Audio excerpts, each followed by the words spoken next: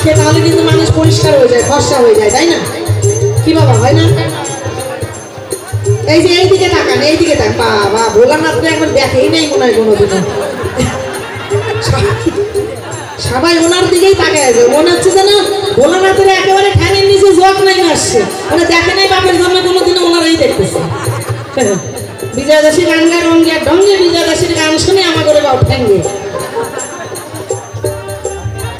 তাহলে তোমার কাছে আমার জিজ্ঞাসা নয়, এই যে গায়ে তুমি ছাই ভস্য মাখো, এখন এত সুন্দর সুন্দর প্রোডাক্ট বেরিয়েছে, যে সমস্ত প্রোডাক্ট যদি মানুষে ইউজ করে তাহলে কিন্তু তারা ভস্যা হয়ে যায়, হয় না?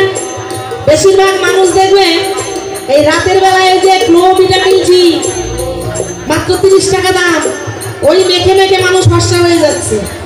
তাহলে আমি বলি দেখো, তোমার যদি কষ্ট হয় কিনতে, আমিও তো গান বাজনা করি, টাকা পয়সা আমিও কম পাই না, আমি না হয় তোমাকে একটা ক্রিম কিনে দেবো, তুমি একটু মাখো, তাহলে তো চামড়াটা পরিষ্কার হবে।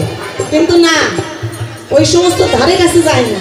মাখে কি ছাই ভস্য শ্মশান ঘাটে থাকে, আর যত মোরা পোড়া ছাই ওইগুলা গায়ের মধ্যে মাখে, আর মেখে ভূতের মতো হয়ে ঘুরে বেড়ায়। এইরকম যদি চেহারা হয় তাহলে ওই স্বামীকে নিয়ে কখনো রাস্তায় বের হওয়া যায়? নতুন বিয়ের পরে দেখবেন অষ্টমঙ্গলা গীত খুলতে যখন মেয়েরা বাপের বাড়ি যায়, সবাই মিলে কিন্তু সেই আনন্দ করতে করতে হয় সিনেমা হলে বই দেখতে যায়। এখন তার সিনেমা হয় নাই, এখন মোবাইলেই সবাই বই দেখে। তাহলে কি করে, পার্কে যায়, নাহলে কোনো মোড়ের মাথায় যদি দোকান থাকে একটু চাউমিন মোমো খেতে যায়, শালিরা আবদার করে, শালা বউরা আবদার করে, করে না? কিন্তু আমার এমন পোড়া কপাল, এমন একটা পাগল বিয়ে করেছি আমি, এই পাগল সবসময় ভূতের মতো সেজে থাকে জন্য এনাকে কেউ পাত্তা দেয় না, বুঝলি? তাতে যে আমার কত দুঃখ লাগে এই কথাটা কিন্তু ওনারে আমি বুঝাইতে পারি। সব সময় ভূতের মতন হয়ে থাকে, এই জন্য ওনাকে নিয়ে আমি কোথাও রাস্তায় বেরোতে পারি না। তাই তোমার কাছে আমার জিজ্ঞাসা নয়, এত ভালো ভালো ক্রিম থাকতে তুমি কেন ওই ভস্য মেখে গায়ে ঘুরে বেড়াও? এই কথাটা তুমি আমার কাছে সত্যি করে বলে যাও। ওই ছাইটা কোন ছাই?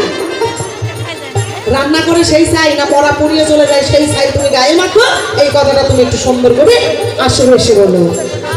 শোনো শোনো স্বামী, আমি তোমায় বলে যাই, সঠিক সঠিক জামান জানি আমি পাশে রেখে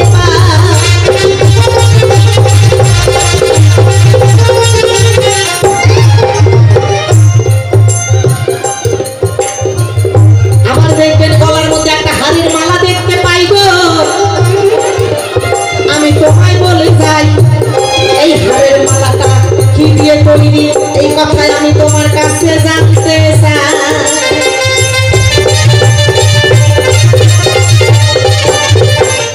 এত ভালো ভালো জিনিস থাকতে তুমি কেন ওই হাড়ের মালা পরো? এই হাড়ের মালার মধ্যে কি আছে সেই কথাটা তুমি আমায় বলতে পারো?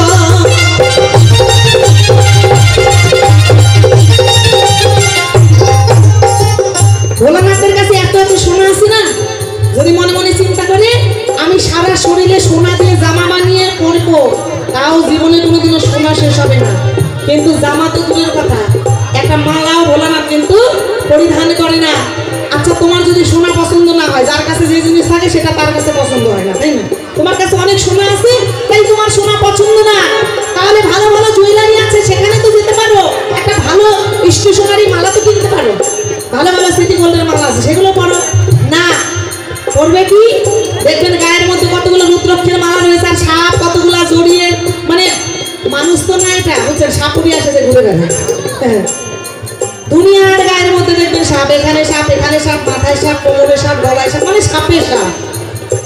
গায়ে রয়েছে রুদ্রাক্ষের মালা, আর তার মধ্যে দেখা যায় একটা হাড়ের মালা। তোমার কাছে আমার জিজ্ঞাসা রয়ে, হাড়ের মালাটা কেন এত পছন্দের হয় তোমার কাছে? যেই হাড়ের মালাটা তুমি পরে ঘুরে বেড়াও, সেটা কোন হাড়? ওটা কি কোনো মানুষের হাড়, নাকি কোনো জীবজন্তুর হাড়, নাকি গরু ছাগল ভেড়া বান্দরের হাড়? এই কথাটা তোমার কাছে আমার জিজ্ঞাসা নয়, আশা করবো সুন্দর করে যেন আসরে এসে সুন্দর সুন্দর করে কয়। আর শোনো শোনো